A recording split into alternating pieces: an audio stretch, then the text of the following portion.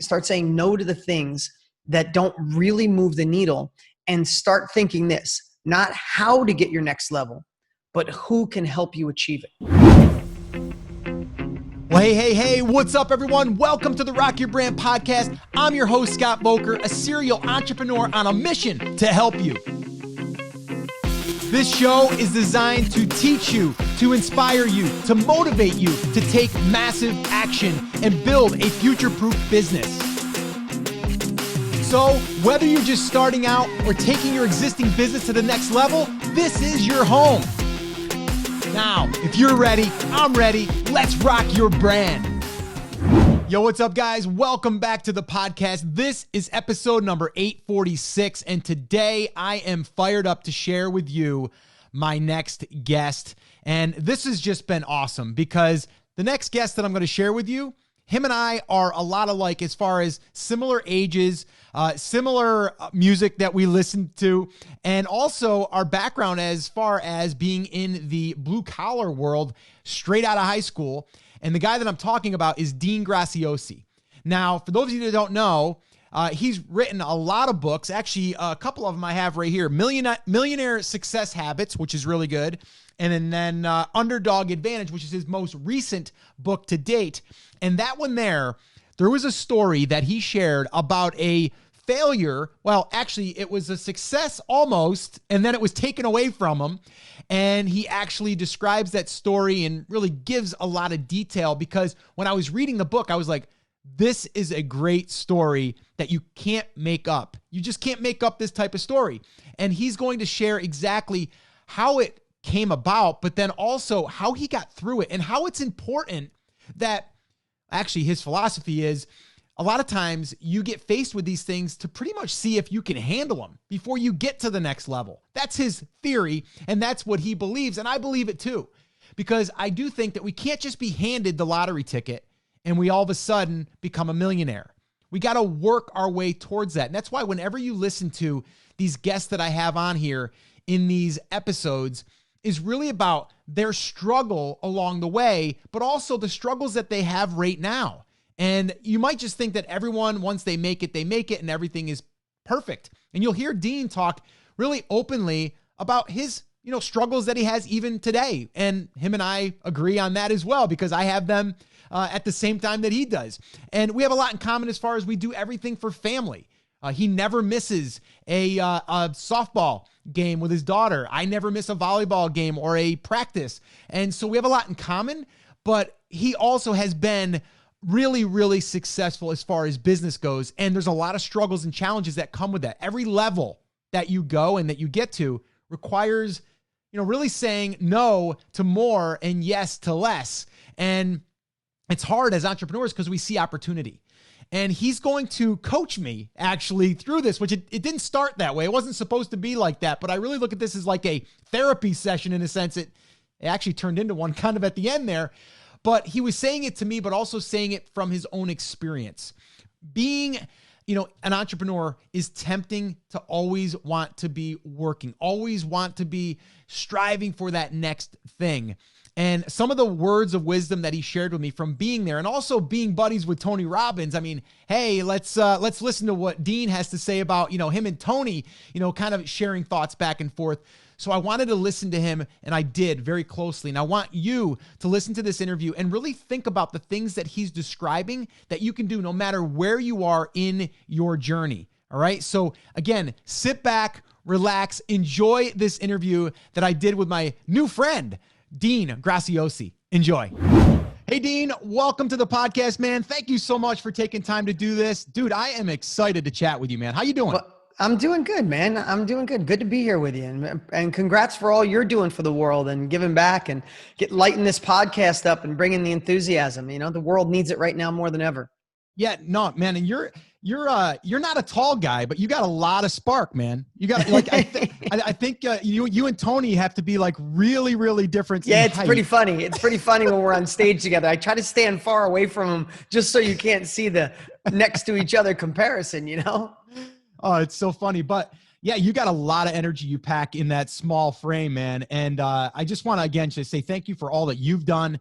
And also, you really related to me because and you and I were talking a little bit before we hit record here, but just we come from a very similar background. Like I was from the construction world. We're similar ages. You came from the blue collar world, if you will, and all of that stuff.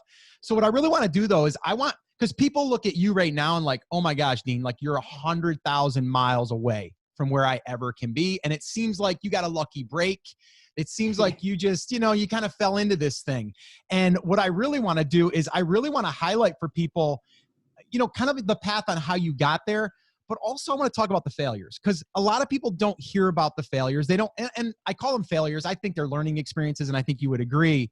But I think people don't, especially at your level, or, just people that look at other people as successful, they don't talk about those certain things. I want to start with the Tommy Lee story, if we can. Sure. And can you share that story? I mean, in the book, if people want to grab the book, it's The Underdog Advantage.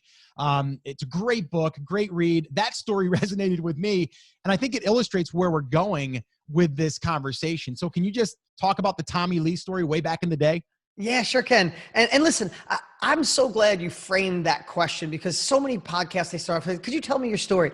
I don't want to tell my story just to tell my story, right? It's like, get to the meat. How do you impact me, Dean? Like, Scott, why'd you bring this guy on? What can he do for my life? Yep. Listen, you have a million podcasts you could be listening to. You're here with us right now. I want to give you the capabilities I can, deliver the knowledge that can make a difference in your life. You're listening because you want more. If not, you'd be binging out on your next Netflix series. Right. So the only thing I want to share about my story, and then I'll tell you the Tommy Lee, because it's hysterical. And I told you before, the funny thing about that story is it's all true, right? I know. Is I just want to let you know that I know what it's like to want more. I know what it's like to see other people getting ahead and have complete envy. Like, I'm going to lie and say I wasn't envious or jealous. I was like, how am I going to do that? I didn't go to college. I lived in a damn trailer park. I didn't have money. I worked on cars every day, had grease under my nails. My dad I love my dad, but he's a little crazy. We all have our own past, right? So nobody in my family made money. Nobody in my family went to college.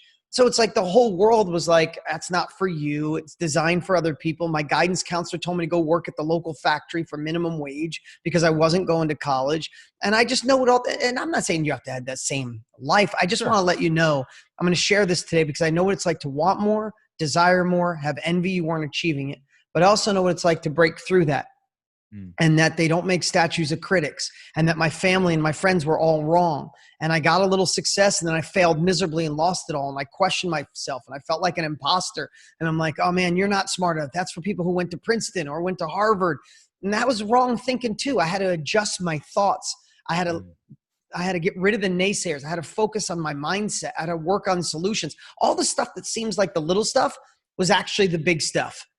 And I got some momentum, and I had a collision shop, and then an auto sales, and then a construction company, and then I built houses, and then a tow truck company, and then merged into the information age. And I'd love to say the rest is history. I failed miserably in between there. So, but with that setup, knowing that wherever you are, I've been there. I don't care if you're crushing it and you want to go to another level, been there.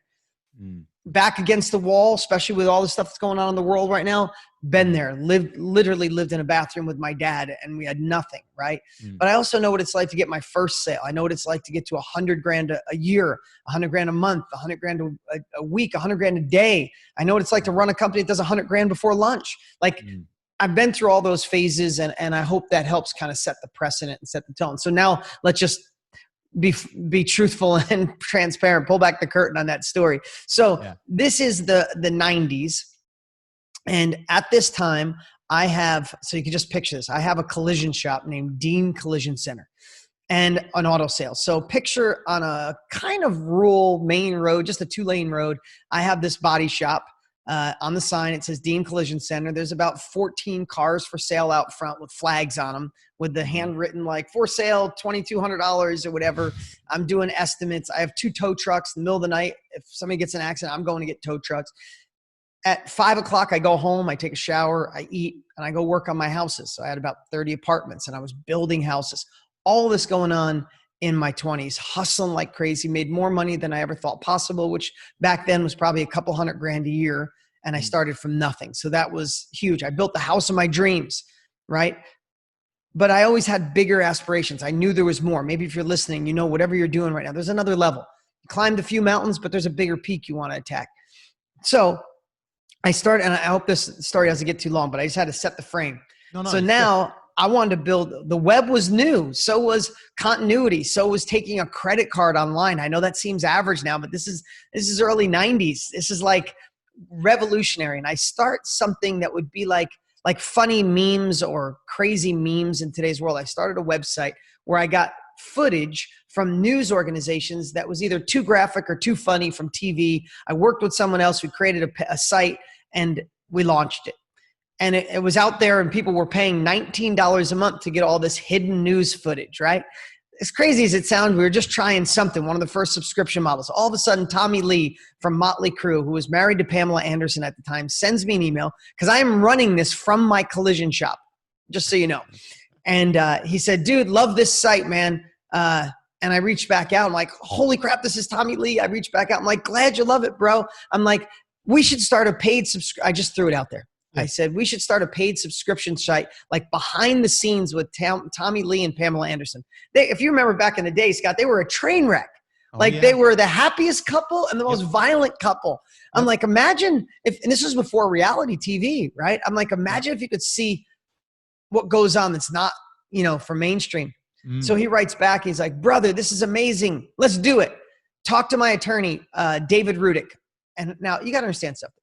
I am this little guy in a town with grease under my nails, driving a tow truck, working out of a collision shop. I find out that their attorney, David Rudick, was the attorney for the Beatles, for Michael Jackson, for every star you could imagine. Wow. I freaked out. What's that? No, I just said, wow, that's crazy. Yeah. So I get on the phone with him, Scott. He's the sweetest guy in the world. I'm shaking, literally on the phone. I'm shaking. And he's like, hey, Tommy loves what you're doing. Loved your idea. Why don't you jump on a plane? Come on out. Let's talk about making a deal.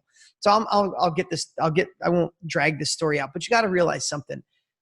I couldn't have been a happier human being on earth. Like I felt like I was getting out of this little town. I was hustling. I was doing well, but I was dirty every day. I was still painting cars, getting headaches at night. I was putting roofs on in the middle of winter, freezing. I'm like, man, I'm going to Hollywood, baby. So I fly to Hollywood. I rent a car. I'm driving. I've never been to Hollywood. I'm driving down Sunset Boulevard. Like, this is amazing. I go to David Rudick's office. I walk in, it's all the pictures, him with every celebrity you could imagine. I'm completely cottonmouth, out of my freaking league, like completely out of my league. I didn't even know where I would stay, and like, it was just crazy. I get in his office. I can barely talk because my tongue is sticking to the roof of my mouth. And he's like, you know what?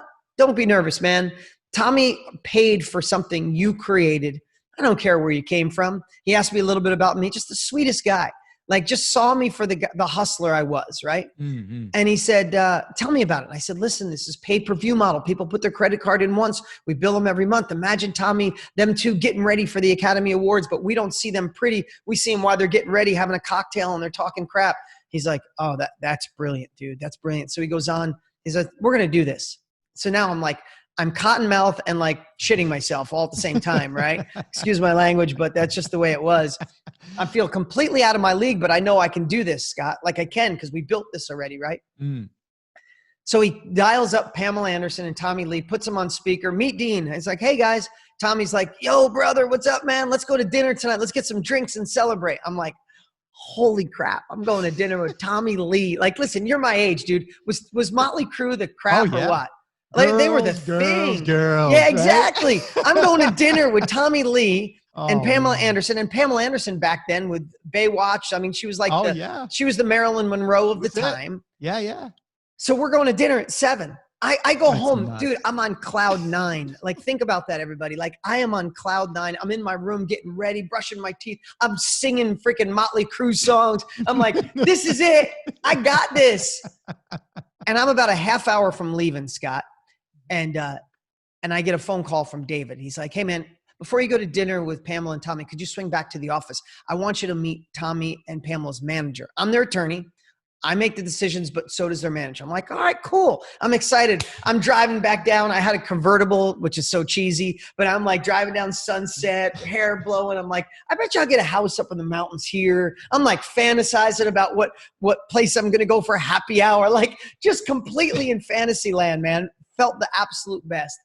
And I walk in this room, completely different, not cottonmouth, kind of little confident now. And this manager sitting there, I go to shake his hand. He wouldn't shake my hand. He's like, hey, listen, I got to ask you, and I hope you don't mind my language. He said to me, how the fuck did you get in this office? And I'm like, I felt this tone, and I'm like, I was thinking driving wise, like, where did I park?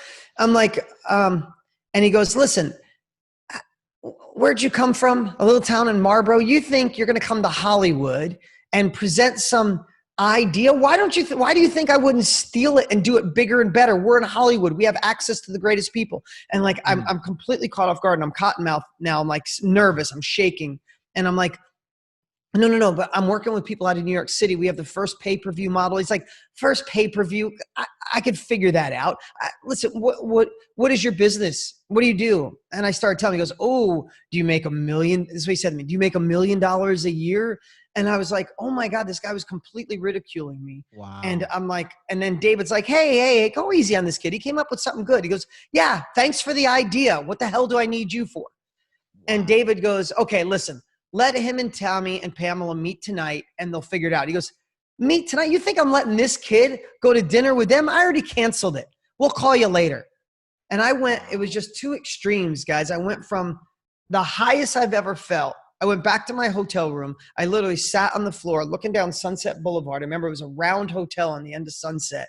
And I cried, like legit cried, and said, all those limiting beliefs, like, you loser, why'd you even come out? I mean, I was beating myself up. Like, why did you think you could talk to them? I didn't have a great vast vocabulary. I wasn't sharp, Scott. Somebody say that to me now, I would have lit him up, because I've navigated new territory, but I didn't have the experience then, right? I just took it. And I'm like, you were weak. You just sat there pathetic. You didn't stand up for yourself.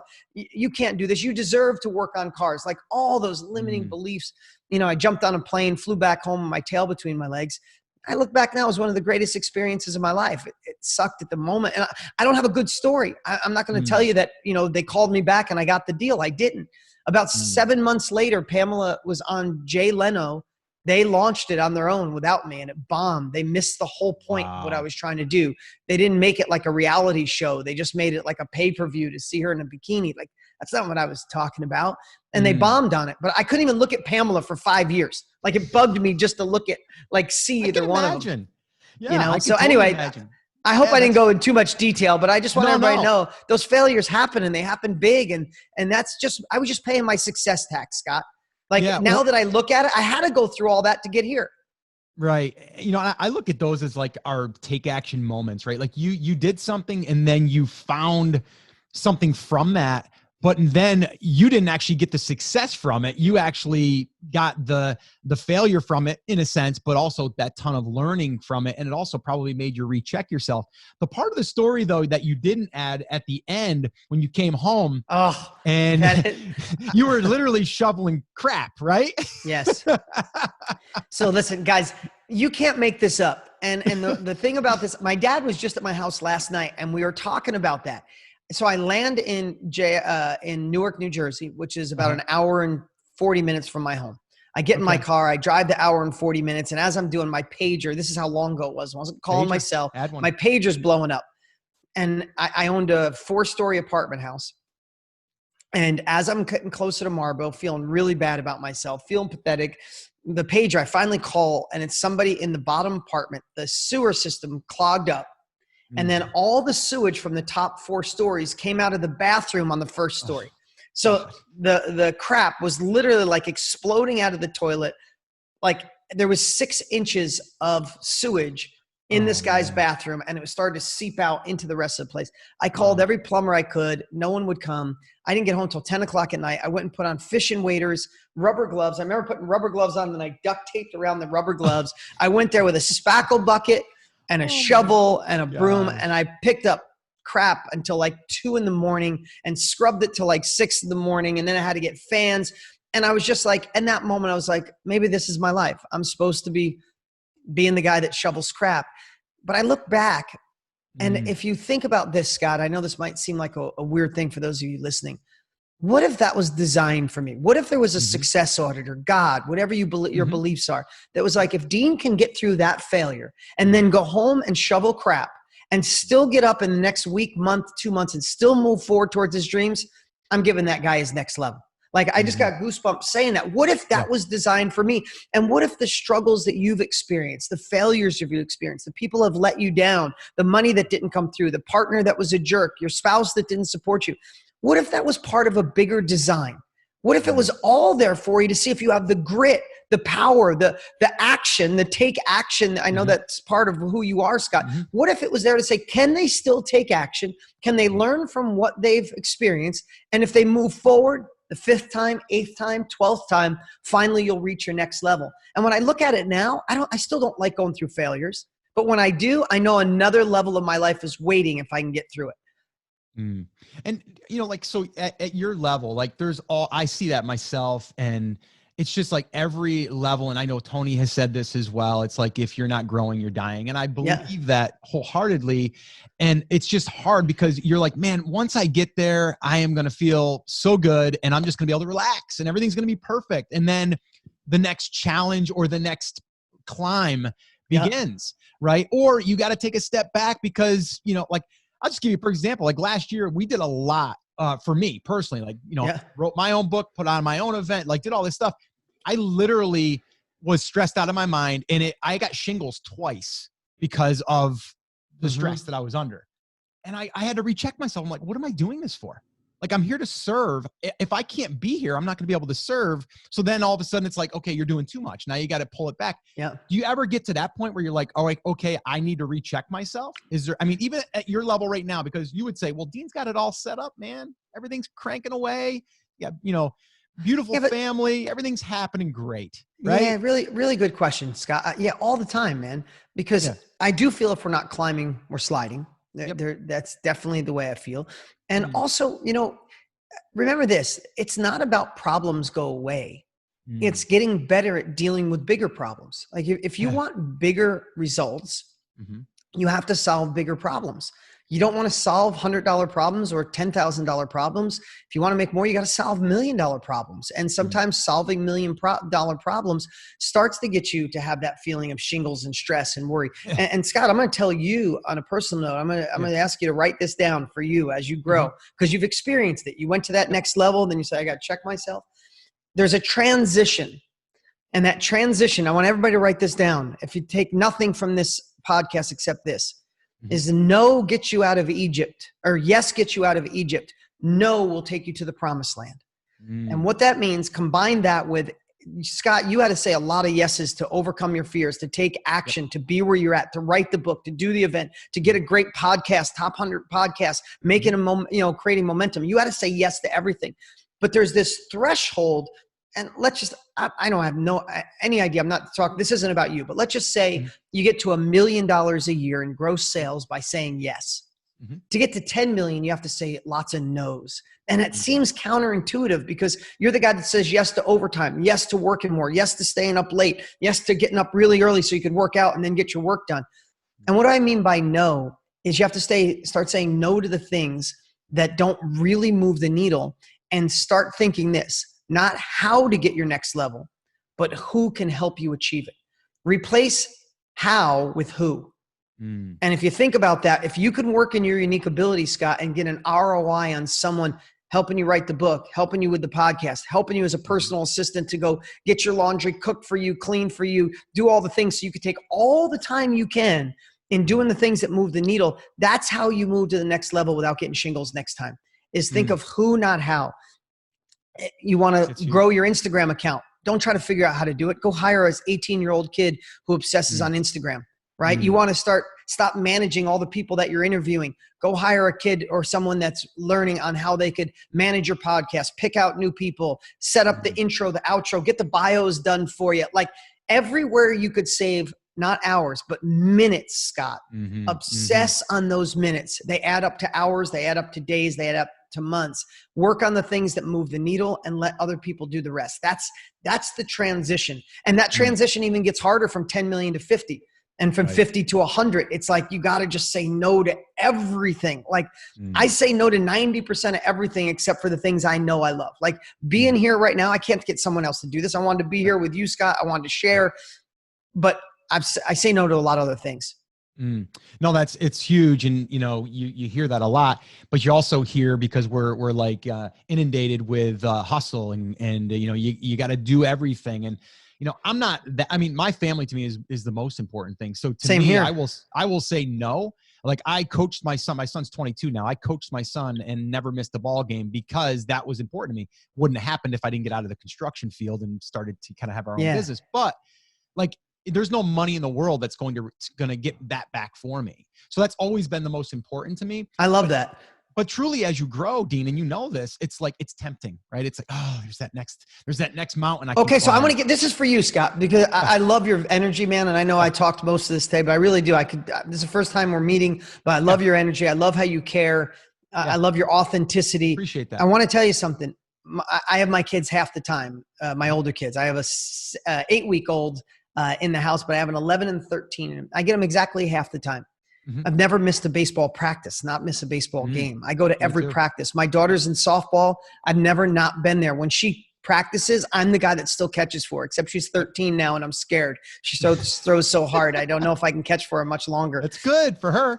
I don't miss a game. Yep. When my kids are done with school at 3:00, no one else picks up my kids on my day except me.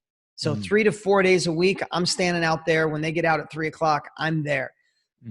What I want to share with you is you've pushed to that next level, and then all of a sudden it took away from the most important thing. My family is my most important thing in the world. There's nothing else that matters. So I've obsessed, Scott. Like, I analyze every single thing I do, and I decide, can someone else do this while I work on something that would give me an ROI? So if I know if I write the next New York Times best-selling book, while I'm writing a book, if I'm paying somebody to do everything possible, clean the house, get the laundry, take out the garbage, fix light bulbs, mow my lawn, pick up my dry cleaning, plus at the office, they're doing this. Like, if I can do all that, but I know if I'm going to write a book and sell 500,000 copies, I can get somebody to do that. If I can get my podcast to have 25% more viewers by obsessing, I'm going to pay somebody to do all these other things. So I just want to tell you, you can write down and acknowledge the things that are a must. You're never not going to be there for your kids, for your family. Then there's other things you got to say no to. And I promise you can fit it all in, not just for you, but for everybody listening. Yeah, no, it's exactly true. And, you are right. Like, I do structure my day. So like you said, I have a 12-year-old. So when we weren't quarantined, she did go to school. Now we're homeschooling and all of that stuff. And she's into volleyball. And the same thing, I sit at every volleyball practice, watch every single one. And a lot of parents don't. They just drop them and go. And I'm like, no, I'm watching every minute of this, Yeah. And it's a blast. And my wife and I enjoy it so much. And we spend time together doing that. But I structure everything around them. But it's still on your mind. Like, how do you turn it off? Like, how do you turn off the driver? Like, you got all these ideas as entrepreneurs. We always have these ideas. And how do you, I wish there was a formula to turn that off. So you are 100% present, because that is not easy. You know what I mean? Like, even on there, I fight with that all the time, man. And I knew I liked you. I could tell your heart. I feel the same way. And I'm not knocking anybody who drops your kids off and goes. That's just not where I was. That's how it was when I was a kid, and I just decided to do the complete opposite. So I give you credit for that. Because here's the thing. I don't think we're ever going to look back. We're never going to look back at the end of our lives and go, I wish I would have missed that softball or that volleyball game, right? No, you're not gonna. No, so you might as well acknowledge that now. But listen, turning it off isn't easy. And I still have to be okay, stop right now. You're with your son. Don't look at your phone. Don't think about that other message. But you know what? That's a blessing too, because your kids see that you're a hustler, Scott. They see that you're engaged. You're doing the thing. You're not working for someone else and being miserable about it and coming home at 7:00 at night. Listen, if you worked for someone else, you'd come home if you knew there was more. You could come home grumpy and miserable because you just spent a day building someone else's dream. So they'd still get a negative byproduct. At least they can look at their dad and go, my dad built his own thing. My dad's a hustler. My dad's created his own future, and they're going to strive for that same life. So I think you're doing just fine, man. Yeah, no, man, I appreciate it.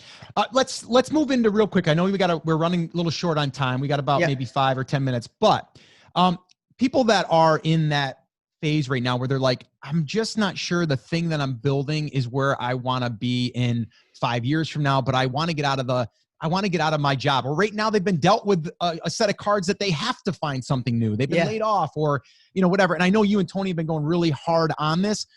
Like, what would you give someone advice? I know mindset is huge. We've talked a lot about that, but like, right now for someone to be able to tap into, our environment and really our situation, what is something that you feel people are not taking advantage of that they could be taking advantage of? Okay, so a really great question. You know that this is so passionate for Tony, both Tony and I. Sure.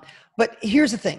Right now, especially, I believe this: as when a pendulum swings so far, like it did with this quarantine, it never goes all the way back.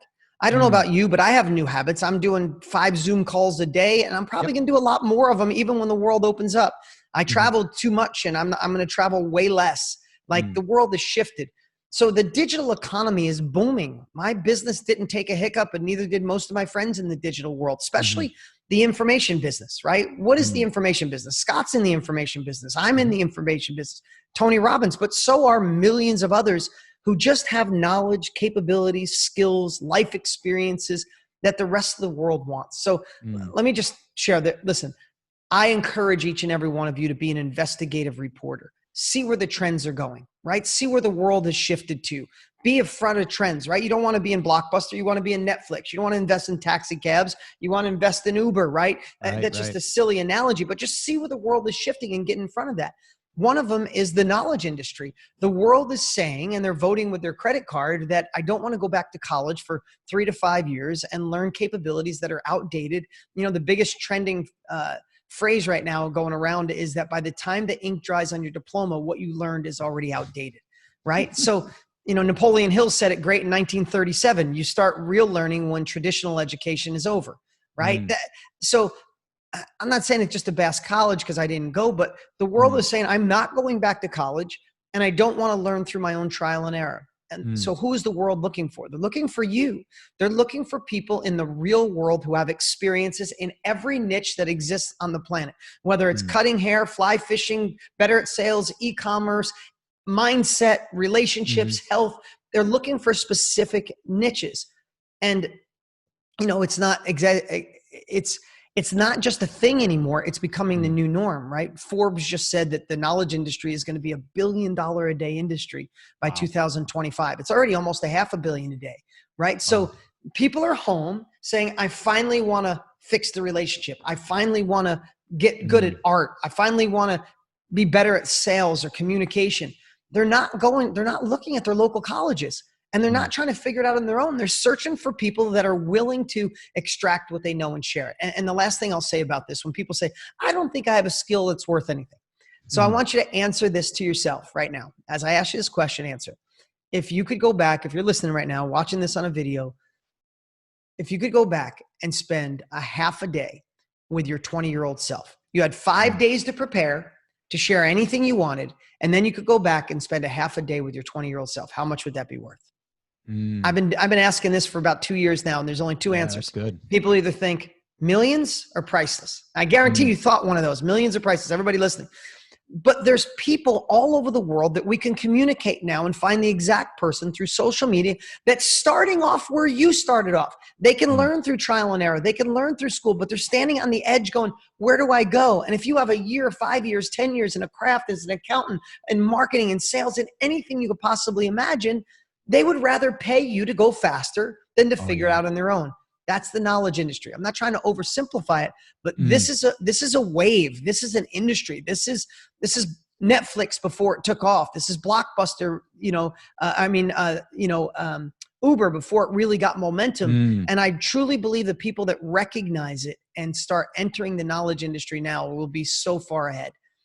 No, and it's exactly what I believe as well. And I just think people don't feel as though they're capable or that they're smart enough. And I mean, hey, I was one of those people. Yeah, same years here, ago brother. Too, same here. So, and we kind of proved the system wrong. So, I just want to be that voice. And I know that you coming on will help people also because you're a strong voice in that as well. So anyway, Dean, I know you got to run. I appreciate you taking the time and sharing that Tommy Lee story. I think that's amazing. And it totally resonated with me. And I went back in time for a little bit and I was remembering, and I started thinking of those Motley Crue tunes too. So it was fun. But how can people get more of Dean and really just your energy too? Because I think being around you is just really awesome to just kind of take your day to the next level. So how can people get more of Dean? Well, Scott, I appreciate it. First of all, I hope I didn't go too long on that Motley Crue story, but just Not look at at all. it through your own eyes, guys. Failure is a part of this journey. I'm not saying enjoy it, but take from it and know that every time you get over a failure and you keep going, you paid your success tax and you're one step closer towards you 2.0. Here's what I'd say. My podcast is doing really great right now. We're finally putting effort into it. It's blown right up. I think it's in the top 100 of business podcasts. It's called the Dean Graziosi Show. I'm on Instagram pretty much every day. I do a story every day, and I don't share what food I eat. I always share something impactful each day. Right. I think it's resonating. We just blew past 1 million followers on IG. And Nice. and if you want to see more or learn more about the knowledge industry, Tony and I have a training at deanstraining.com. It's Tony Robbins and I for a couple hours, and I think it will absolutely blow your mind. Awesome. Dean, thank you so much for taking the time. I appreciate you, brother. It's been nice to hang out with you for a little bit, and keep crushing it. Keep inspiring, man. And again, thank you so much. Same here, man. And listen, I really enjoyed this, Scott. So let's circle back around in 3 or 4 months and do another one. Let's do it. All right. See you guys. All right, brother. We'll see you.